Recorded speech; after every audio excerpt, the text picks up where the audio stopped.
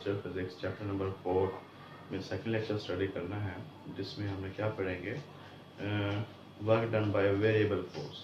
Last lecture में हमने पढ़ा था कि work done by constant force क्या होता है, कैसे मालूम करते हैं। उसके लिए एक एक्सप्रेशन ड्राइव की थी कि F D cause of theta, या फिर उसके बाद में हमने फिर देखा था फोर्स, डिस्प्लेसमेंट और एंगल पर डिपेंड करता है वर्क, ठीक है। तो उसमें जो हमने फोर्स दी थी वो कांस्टेंट फोर्स थी। वो क्या थी? Constant force. वो जो फार्मूला ड्राइव किया था वो वैलिड ही तब होता है जब फोर्स क्या हो, कांस्टेंट हो। तो वेरिएबल फोर्स पर वो डिपेंड वो वैलिड नहीं होता। वेरिएबल फोर्स जब होती है तो फिर उसको अप्लाई हम नहीं कर सकते डायरेक्टली, ठीक है। तो फिर हम क्या करेंगे, वेरिएबल फोर्स के साथ वर्क डन हमने मालूम करना है। तो उसमें पहले ये देखते हैं कि कौन से कहाँ ऐसा हो रहा है जहाँ वेरिएबल फोर्स एक्ट हो रही हो और वर्क डन भी हो रहा हो, ठीक है। तो ज़रा देखिएगा कि सबसे पहले जो एग्जांपल है इसकी बेटा, वो है रॉकेट की। रॉकेट जो है वो ज़मीन से ऊपर की तरफ जाता है। ये रॉकेट है, ठीक है, और ये ज़मीन से ऊपर जाता है, मूव करता है अवे फ्रॉम द अर्थ, ठीक है। हर लम्हा ब लम्हा इसका जो डिस्टेंस है अर्थ से वो इंक्रीज होता है। क्या होता है बेटा? इंक्रीज होता है। डिस्टेंस ज़मीन से इंक्रीज होता रहता है। जब डिस्टेंस इंक्रीज होता है तो फोर्स ऑफ ग्रेविटी जो होती है वो इन्वर्सली प्रोपोर्शनल होती है स्क्वायर ऑफ द डिस्टेंस के। बेटा ऐसे है ना बेटा, gravitational force square of the distance के इन्वर्सली प्रोपोर्शनल होती है। जब डिस्टेंस बढ़ता है तो फोर्स डिक्रीज होती है। लेकिन क्योंकि मूव करता रहता है, मूव करता रहेगा, लेकिन क्योंकि डिस्टेंस बढ़ता जाएगा, ग्रेविटी का इफेक्ट क्या होता जाएगा, कम होता जाएगा, यानी फोर्स ऑफ ग्रेविटी क्या होती जाएगी, कम होती जाएगी। तो ये जो कम हो रही है फोर्स, यानी फोर्स कांस्टेंट नहीं रह रही, वेरिएबल है बेटा। तो तब जो वर्क डन होगा तो वो हमें कैलकुलेट करना है। दूसरा, स्प्रिंग जो कंप्रेस होता है और रिलैक्स होता है तो उसके लिए भी हम जो फोर्स रहती है वो क्या रहती है बेटा, वेरिएबल, ठीक है। ये रिलैक्स को स्प्रिंग में कंप्रेस के जैसे इसको छोड़ेंगे, रिलैक्स करेंगे तो ये अपनी असल हालत में आने की कोशिश करेगा। बात समझ आ रही? तो ये जो डिस्प्लेसमेंट कवर करता है एक्स, तो फोर्स जो होती है वो डिस्प्लेसमेंट के डायरेक्टली प्रोपोर्शनल होती है। किसके डायरेक्टली प्रोपोर्शनल होती है? डिस्प्लेसमेंट या एक्सटेंशन के डायरेक्टली प्रोपोर्शनल होती है। जितना ज़्यादा डिस्प्लेसमेंट बढ़ता जाएगा उतनी ज़्यादा फोर्स की वैल्यू भी बढ़ती जाएगी। जितना ज़्यादा डिस्प्लेसमेंट कम होगा उतनी ही फोर्स की वैल्यू भी कम होगी बेटा। बात समझ आ रही? तो इन केसेस में हमें वर्क डन अगर मालूम करना हो तो फिर कैसे करेंगे। तो अब हम देखते हैं एक, यानी कि वो केसेस हैं जिनमें फोर्स कांस्टेंट नहीं रहती बेटा, ठीक है। क्वेश्चन आता है ना हमारे जहन में कि work done by constant force तो पढ़ा था हमने, तो फिर work done by variable force ये कहाँ होती है? वर्क ऐसा किधर होता है जहाँ पे फोर्स वेरिएबल होती है? तो बेटा मैंने दो एग्जांपल्स दिए, आपकी बुक में भी दी हुई बेटा एग्जांपल्स, ठीक है। तो अब हमने क्या करना है, वर्क कैलकुलेट करना है किसी बॉडी का, पार्टिकल का, जो कि ए से बी की तरफ मूव करके गया है।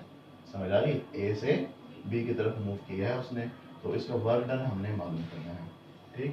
तो इसमें देखो, जो हमने पिछले टॉपिक में जो पढ़ा था, डायग्राम बनाई थी, उसमें फोर्स की जो मैग्नीट्यूड थी प्लस उसकी जो डायरेक्शन थी वो दोनों सेम रहती थी, वो दोनों चेंज नहीं होती। दैट्स वाई फोर्स कांस्टेंट रहती थी ना। वो वेक्टर जो होता है वो मैग्नीट्यूड के चेंज होने से चेंज हो जाता है, और साथ में डायरेक्शन के चेंज होने से भी वेक्टर क्या होता है बेटा, चेंज हो जाता है। पता है इस बात का? तो अब उसमें क्या था, फोर्स की magnitude as well as force की डायरेक्शन दोनों क्या रहती थी, सेम रहती थी थ्रू आउट द डिस्प्लेसमेंट, पूरे डिस्प्लेसमेंट में बेटा। समझ रहे? लेकिन अब देखो इसकी डिस्प्लेसमेंट क्या है, ए से बी की तरफ डिस्प्लेसमेंट है, और इसकी फोर्स देखें बेटा, पॉइंट बाय पॉइंट, इस पॉइंट की फोर्स डायरेक्शन ये है और इस पॉइंट की फोर्स डायरेक्शन ये है, और फोर्स चेंज हो रही है। क्या हो रही है बेटा? चेंज, वेरिएबल फोर्स एक्ट हो रही है किसी बॉडी के ऊपर। तो हम इसका ऐसे वर्क कैलकुलेट नहीं कर सकते जो हमने पिछले टॉपिक में जिस तरह से किया था। तो इसके लिए हमें क्या करना पड़ेगा, कोई ऐसा काम करना पड़ेगा कि वो किसी तरह फोर्स उस इंटरवल में या उस डिस्प्लेसमेंट के दौरान कांस्टेंट रहे। क्या रहे बेटा? कांस्टेंट रहे। समझ आ गई? तो हम क्या करेंगे, इस पूरे पाथ को छोटे छोटे पैचेस में डिवाइड कर लेंगे। क्या कर लेंगे बेटा? छोटे छोटे पैचेस में डिवाइड कर लेंगे। डिवाइड करने का मतलब है कि भाई इसके छोटे छोटे पैचेस को स्ट्रेट लाइन पाथ में डिवाइड कर लें। क्या कर लेंगे बेटा? ज़्यादा एक लाइन बनाता हूँ मैं। ये स्ट्रेट लाइन पाथ है? नो, कर्व पाथ है ना। तो हम एक छोटा सा पार्ट ले लेंगे। तो बताओ ये वाला पार्ट जो है ये स्ट्रेट लाइन नजर आ रहा है नहीं आ रहा? नजर आ रहा है ना। हालांकि था तो पार्ट कर्व, लेकिन हमने छोटा सा पैच ले लिया इसका। वो पैच क्या है बेटा? उस पैच के दौरान जो आपका पाथ है वो स्ट्रेट रह रहा है। क्या रह रहा है बेटा? स्ट्रेट। तो आपने ये पाथ तो आपका स्ट्रेट हो गया, डिस्प्लेसमेंट तो आपकी स्ट्रेट हो गई, पाथ आपका स्ट्रेट हो गया। तो अब आपने फोर्स को कांस्टेंट करना है। इसी तरह क्या करना है बेटा? फोर्स को कांस्टेंट करना है। तो आपने ये पैच जो है इतना छोटा लेना है, बहुत छोटा ले लेना है कि उस दौरान में फोर्स का जो वेरिएशन है वो बहुत ही कम। वो क्या हो बेटा? बहुत ही कम। यानी कि इसको आप और भी छोटा कर सकते हैं। ये बात समझ आ गई? ये हमने उस पैच को और भी छोटा कर, इसमें पाथ भी स्ट्रेट रहता है और फोर्स की जो वेरिएशन है वो बहुत कम होती है बेटा। बात समझ आए? क्योंकि आपका जो फोर्स है, लेट्स सपोज, वो डिस्टेंस पे डिपेंड कर रही है। क्या कर रही है बेटा? आप इसका इन दो पॉइंट्स के डिस्टेंस कितना होगा? बहुत ही कम। क्या होगा बेटा? जब डिस्टेंस बहुत ज्यादा कम हो चेंज होगा तो फोर्स में चेंज भी बहुत कम आएगा बेटा। बात समझ आएगी नहीं? तो हम उस चेंज बहुत ही ज़्यादा कम चेंज आएगा तो हम उस चेंज को नेगलेक्ट कर सकते हैं। तो हम ये कह सकते हैं कि फोर्स ऑलमोस्ट क्या है बेटा? कांस्टेंट है। बात समझ आई कि नहीं? यहाँ तक आ गई समझ? तो हमने क्या किया कि एक कर्व पाथ को n पैचेस में, छोटे छोटे n पैचेस में, n डिस्प्लेसमेंट्स में डिवाइड कर दिया। क्या कर दिया बेटा? डिवाइड कर दिया। बात समझ आई? तो हर पैच के ऊपर लगने वाली फोर्स जो है F1, F2, F3, F4, F5 इस तरह से जो फोर्सेस लग रही हैं Fn तक, वो ऑलमोस्ट क्या है बेटा? सेम है, कांस्टेंट है बेटा। किसी को बात मुश्किल लगी जरा पूछ लो। ठीक है, यानी कांस्टेंट है, सेम का वर्ड यूज नहीं करेंगे, कांस्टेंट का वर्ड यूज करेंगे। तो अब देखो हमने क्या किया? पाथ को n पैचेस में डिवाइड किया। तो अब हमने करना है वर्क कैलकुलेट। अब हर पैच के दौरान, हर पैच के अराउंड हम ये कंसिडर कर रहे हैं फोर्स में जो वेरिएशन आ रही है वो बहुत मामूली है, बहुत कम है बेटा। यानी कि फोर्स में वेरिएशन बहुत कम है तो इसका मतलब है कि फोर्स ऑलमोस्ट क्या है बेटा? कांस्टेंट है। क्या है बेटा? कांस्टेंट है। तो हम हर पैच के अलाउंग वर्क डन मालूम करेंगे। Delta W is equal to F1 dot D delta D1। बात समझ आ गई? क्योंकि force is work is a dot product of force and displacement.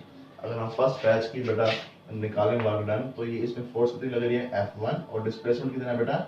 Delta D1। बात समझ आ गई? तो इसमें अगर हम वर्क डन निकालें तो ये बन जाएगा delta W1 is equal to F1 dot delta D1। इसको अगर हम लिखें F1 delta D1 cos of theta 1। Theta कितना बन रहा है बेटा? यहाँ पे फोर्स और डिस्प्लेसमेंट की जगह थीटा 1। बेटा बात समझ आ गई? तो ये हमारे पास एक फार्मूला आ गया। इसी तरह दूसरे पैच का अगर हम निकालना चाहें, delta W2 is equal to F2 dot delta D2। समझ आ गई? इस वाले पैच का बेटा, इसकी ये डिस्प्लेसमेंट डेल्टा D2। इसको अगर सॉल्व कर लें तो F2 delta D2 cos theta 2। समझ आ गई? इसी तरह हम करते रहेंगे, वर्क 3 मालूम करेंगे, वर्क 4 मालूम करेंगे, वर्क 5 मालूम करेंगे। इन द एंड हम आखिरी वर्क मालूम करेंगे, delta Wn is equal to Fn delta Dn। इनको क्या ले लेंगे बेटा? डॉट प्रोडक्ट लेंगे। ये बराबर होगा Fn delta Dn cos of theta n। समझ आ गई? तो ये हमने हर एक पैच का क्या मालूम कर लिया बेटा? डिस्टेंस और वर्क मालूम कर लिया। क्या मालूम कर लिया? वर्क मालूम कर लिया। तो अब हमने पैच को पूरे पाथ पैचेस में डिवाइड किया था। अगर हम ये चाहें पूरे पाथ का में जो होने वाला वर्क है वो वर्क मालूम करना चाहें तो फिर कैसे करेंगे? इन छोटे छोटे पैचेस के वर्क को हम क्या कर लेंगे? ऐड कर लेंगे। क्या कर लेंगे बेटा? ऐड कर लेंगे। ये बात समझ आएगी नहीं आई? समझ आ गई है? अब जरा देखो, अब हम टोटल वर्क मालूम करने लगे हैं। टोटल वर्क वो क्या बनेगा? Delta W1 plus delta W2 plus delta W3 up to so on plus delta Wn। समझ आई? तो ये बन जाएगा बेटा क्या? F1 delta D1 cos of theta 1 plus F2 delta D2 cos of theta 2 plus F3 delta D3 cos of theta 3 plus up to so on plus Fn delta Dn cos of theta n। तो बेटा ये हमने क्या कर लिया, तमाम works को, तमाम पैचेस के वर्क को क्या कर लिया बेटा, हमने फाइंड कर दिया, ऐड कर दिया। ठीक है बेटा। तो अब ये लिखना बहुत हमारे लिए थोड़ा लंबा काम है, मुश्किल काम भी है। तो हम कुछ ऐसा काम करते हैं जिसके ज़रिए क्या हो कि हम इतनी बड़ी एक्सप्रेशन को इजीली एक्सप्रेस कर सकें बेटा। तो इजीली एक्सप्रेस करने का मतलब है कि हम यहाँ पे क्या यूज़ करेंगे, समेशन। क्या यूज़ करेंगे बेटा, समेशन यूज़ करेंगे। समेशन कैसे हम यूज़ करते हैं, ये किस चीज़ का साइन है बेटा, समेशन का। सिग्मा भी पढ़ते हैं इसको बेटा, बात समझ आ गई। तो ये सम को रिप्रेजेंट करता है, किसको रिप्रेजेंट करता है, सम को। ये हम W टोटल मालूम कर रहे हैं। अच्छा बेटा देखो किन किन चीज़ों का प्रोडक्ट है, F1 FD cos थीटा, हम यहाँ लिख देंगे F delta D cos of theta. बात समझ आ गई। अब कभी हमें यहाँ पे 1 लिखना है, कभी यहाँ पे 2 लिखना है, कभी यहाँ 3 लिखना है, कभी 4 5 और कभी n। बात समझ आ गई। काम कहाँ शुरू हो रहा है, नंबरिंग कहाँ शुरू है, 1 से लेके n तक। हम लिखेंगे एक कोई जर्नल कोई नंबर लिखने या कोई अल्फाबेट लिखने, कोई निशानी लगा देंगे कि भाई ये Fi है, ये Di है और ये थीटा I है बेटा। समझ आ गई। हाँ अब जरा देखना, I की वैल्यू हम असाइन करेंगे I को। I की जो वैल्यू है वो 1 से स्टार्ट होती है और कहाँ तक जाती है बेटा, n तक जाती है। बात समझ आ गई। कभी एक बार I की जगह पे क्या पुट करेंगे, 1, फिर दरमियान में क्या लगाएंगे, समेशन यानी प्लस का साइन लगाएंगे। फिर I की वैल्यू चेंज कितनी हो जाएगी, 2। फिर हम सब की जगह पे 2 आ जाएगा, ये वाली फॉर्म बन जाएगी। फिर दरमियान में क्या लगाएंगे, प्लस यानी समेशन। फिर I की जगह क्या लगा देंगे, 3। समझ आ गई। फिर ये वाली टर्म बन जाएगी सबकी जगह पे बेटा। ठीक है। तो फिर दरमियान में क्या लगाएंगे, समेशन। फिर लगाएंगे I की जगह क्या लिख देंगे, 4 लेके सबकी जगह पे क्या आ जाएगा बेटा, 4 आ जाएगा। और फिर चलते जाएंगे। फिर आखिरी टर्म जो होगी उसकी जगह पे क्या लिख देंगे, n। इसका मतलब I की वैल्यू स्टार्ट कहाँ से होती है, 1 से, और टर्मिनेट कहाँ जाके होती है, n पे बेटा। बात समझ आ गई। अगर यहाँ पे 4 पैचेज होते हैं, लेट्स सपोज, y की वैल्यू स्टार्ट कहाँ से होती है, 1 से, और टर्मिनेट कहाँ जाके होती है, 4 पे बेटा। समझ आ गई, क्लियर तरीका समझ आया। तो ये हमने टोटल वर्क डन मालूम कर लिया। क्या मालूम कर लिया, टोटल वर्क डन मालूम कर लिया। किसके जरिए, हमने इन पैचेज को डिवाइड करके बेटा। कोई बात यहाँ तो मुश्किल लगी हो जरा पूछ लो। आसान बातें कर रहे हैं, मुश्किल बेटा बहुत ज्यादा आसान है। तो अब जरा देखो, अब हमने बनाना ग्राफ। कल भी हमने ग्राफ बनाया था। वो ग्राफ जो बनाया था वो बनाया था work done by constant force के लिए। जो वहाँ पे फोर्स क्या थी बेटा, कांस्टेंट थी। वो उसमें हमने जो ग्राफ बनाया था वो बेटा हॉरिजॉन्टल था, बिल्कुल इस तरह से एक लाइन बनी थी जो parallel to the X axis था बेटा, याद है। तो इसमें अब हॉरिजॉन्टल लाइन है, इसमें कर्व्ड लाइन है क्योंकि इसमें फोर्स हमारी कांस्टेंट नहीं है। तो ग्राफिकल रिप्रेजेंटेशन जो है, यहाँ पर मैं इसकी हेडिंग दे देता हूँ, ग्राफिकल रिप्रेजेंटेशन।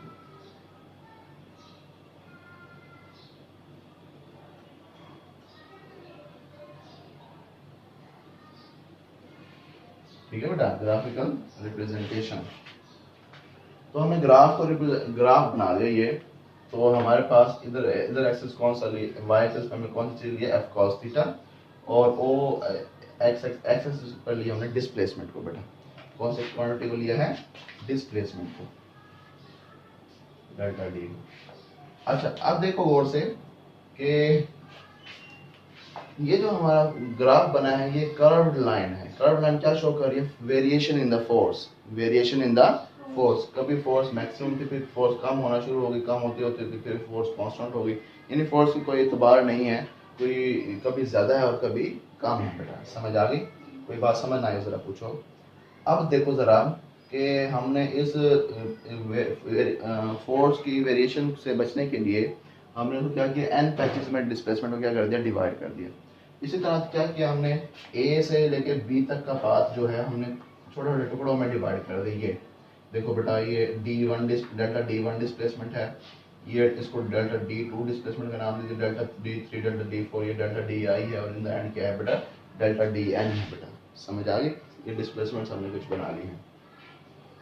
अब देखो कि अब हम इसका एरिया मालूम करना चाहिए, क्योंकि हमें पता था area of the force displacement graph किसके बराबर होता है, वर्क के बराबर होता है। किसके बराबर होता है?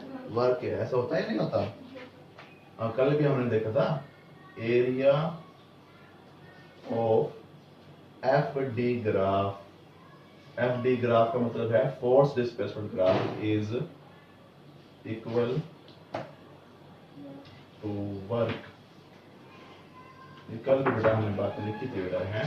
तो अब हम इसका एरिया मालूम करना चाहते हैं, तो डायरेक्ट तो हम एरिया मालूम नहीं कर सकते, डायरेक्ट नहीं कर सकते। क्या नहीं कर सकते? एरिया मालूम नहीं कर सकते। तो हम इन एन पैचेस का, छोटे छोटे पैचेस का एरिया मालूम कर लेते हैं। क्या कर लेते हैं बेटा? छोटे छोटे पैचेस का एरिया मालूम कर लेते हैं। इसका एरिया क्या बनेगा जरा देखो, ये एक रेक्टेंगल बन गया। क्या बन गया बेटा? ये जो मैंने पैच बनाया है ये वाला, यहाँ से लेके यहाँ, ये एक रेक्टेंगल बने। क्या बन गया? रेक्टेंगल। ठीक है, तो इस रेक्टेंगल का एरिया हम मालूम कर सकते हैं इजीली। ये समझ आ गई? इस रेक्टेंगल का एरिया हम मालूम कर सकते हैं। इस पैच का एरिया हमें पता चल गया। लेकिन उसके बाद जरा देखो, ये एक रेक्टेंगल बन गया है।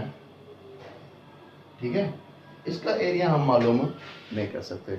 अब मालूम तो कर सकते हैं देखो, लेकिन उसमें ये वाला जो पार्ट है, जो ग्राफ ब्लू लाइन से ऊपर वाला जो पार्ट है, वो हम मालूम नहीं कर सकते बेटा। या फिर हम रेक्टेंगल कुछ इस तरह से बनाए। अब ये रेक्टेंगल बन गई है, तो इसका ये ऊपर वाला पार्ट का एरिया हमने मालूम किया। वो ट्रायंगल नहीं बने, वो कर्व पाथ है। अगर ये स्ट्रेट लाइन होती तो फिर ट्रायंगल बन जाती बेटा। समझ आ गई? तो उसके बाद देखो, या तो हम ये रेक्टेंगल का एरिया मालूम करें, या फिर इस रेक्टेंगल का एरिया मालूम करें। ये छोटी, फिर ऊपर वाला ये पार्ट रह जाएगा। समझ आ गई? तो हम इस तरह से पैचेस का एरिया तो मालूम कर सकते हैं, लेकिन एक्यूरेट आपके पास एरिया नहीं आएगा, यानी एक्यूरेट अमाउंट ऑफ वर्क आपको नहीं मिलेगी बेटा। बात समझ आ गई? क्यों नहीं मिलेगी? क्योंकि कुछ पार्ट तो आप छोड़ते जा रहे हैं। यहाँ पे भी आपने कुछ पार्ट हिस्सा छोड़ दिया, इधर भी कोई हिस्सा छोड़ दीजिए, इसका आपने एरिया नहीं मालूम किया, इसका भी एरिया मालूम नहीं किया। या पूरे करते तो ये एक्स्ट्रा पार्ट आ जाता है, ये फिर एक्स्ट्रा पार्ट आ जाता है बेटा। बात समझ आ गई? तो फिर इधर देखो, इधर भी यही मसला है। तो फिर आपका ये वाला पार्ट आपका रह गया। ये पूरे का मालूम करेंगे तो फिर ये वाला पार्ट आपका एक्स्ट्रा आ गया। कोई बात मुश्किल लगी उधर पूछ लो। तो इस तरह से अगर हम पैचेस का एरिया मालूम करके उनको ऐड करना चाहें, तो फिर हमारे पास जो वर्क डन आएगा वो एक्यूरेट वर्क डन नहीं आएगा बेटा। बात समझ आ गई? तो इस तरह का जो पार्ट है, इस तरह का जो तरीकाकार है, उसको, उसमें रेट ऑफ एक्यूरेसी जो होता है, रेट ऑफ एक्यूरेसी वो लेस होता है। क्या होता है बेटा? लेस, कम होता है। समझ आ गई? जो कि हम पैचेस का एरिया मालूम कर लें, छोटे छोटे पैचेस का, और उनको क्या कर लें? ऐड कर लें। अब जो हम एक काम करने लगे, मैं एक पैच को, ये वाला पैच लेट्स सपोज हम ले लें। ठीक है, इस पैच का मैं बड़ा करके यहाँ पे शो करवा रहा हूँ। ठीक है, इसको थोड़ा मैग्नीफाई कर दिया। अब ये डिस्प्लेसमेंट है। ठीक है, अब हमने इसको दो हिस्सों में तकसीम कर दिया इस पैच को। ठीक है, ये डेल्टा D1 है और ये डेल्टा D2 है। समझ आ गई? तो अब देखो, फिर हम क्या करेंगे, दोबारा से ये मालूम करना चाहें, दोबारा वही मसला कि अब ये रेक्टेंगल तो बन गई है, लेकिन ये ऊपर वाले पार्ट का एरिया फिर आप मालूम नहीं कर सकते बेटा। समझ आ गई? अब देखो हम किस लिए क्या करेंगे, आगे आगे आगे वाले का भी यही मसला है। तो ये वाला पार्ट आप मालूम, ऊपर वाला पार्ट मालूम नहीं कर सकते। अब आप इस जो आपने डिस्प्लेसमेंट निकाली है, इसको और छोटा, इसको और डिवाइड कर दें हाफ। अब देखो गौर से, अब आप ये वाला पार्ट, ये रेक्टेंगल बन गई नहीं बन गई?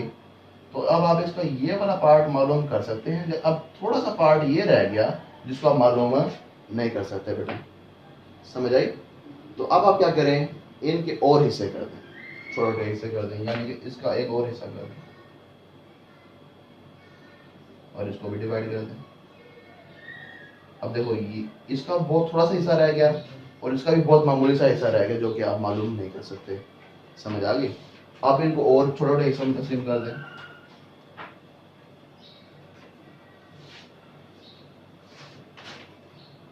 अब देखो, ये ऑलमोस्ट डन हो गया और इसको भी डिवाइड कर दें हिस्से में। अब इसका देखो छोटा सा मामूली सा हिस्सा रह गया, जो कि आप मालूम नहीं कर सकते।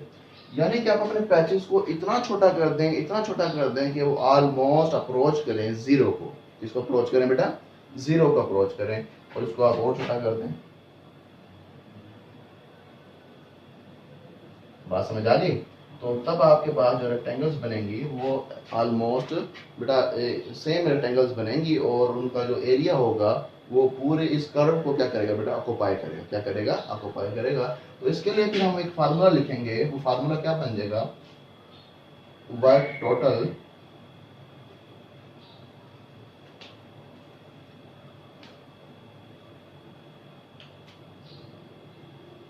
Work is equal to summation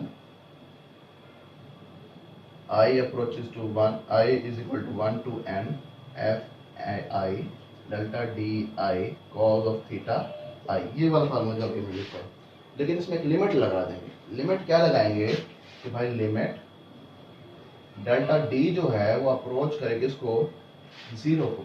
ये जो डेल्टा डी जो आपने बनाए हैं छोटे छोटे, ये डेल्टा डी जो डिस्प्लेसमेंट है, जो पैचेस बनाए हैं, ये बहुत ही स्मॉल होना चाहिए। क्या होना चाहिए बेटा? बहुत ही स्मॉल होना चाहिए। इतने स्मॉल होने चाहिए कि इनका जो ये अप्रोच करें इनका डिस्प्लेसमेंट जीरो हो बेटा। जैसे कि हमने यहाँ पे पैच बनाया था, ये बहुत स्मॉल डिस्प्लेसमेंट, ये अप्रोच करेगा किसको बेटा? इससे भी छोटा डिस्प्लेसमेंट हम पैच बना सकते हैं।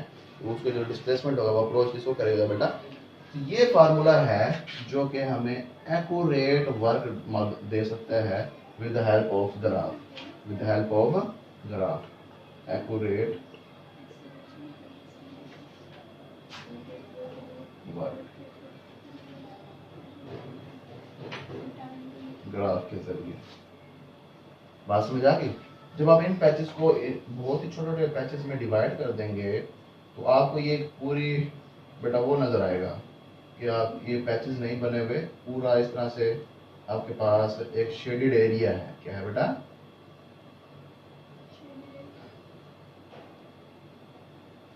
ये नेक्स्ट पेज पे आपका डायग्राम बनी हुई है, ये ग्राफ बना हुआ है, तो वो पिंक कलर का डब्बा उसमें फिल हुआ है।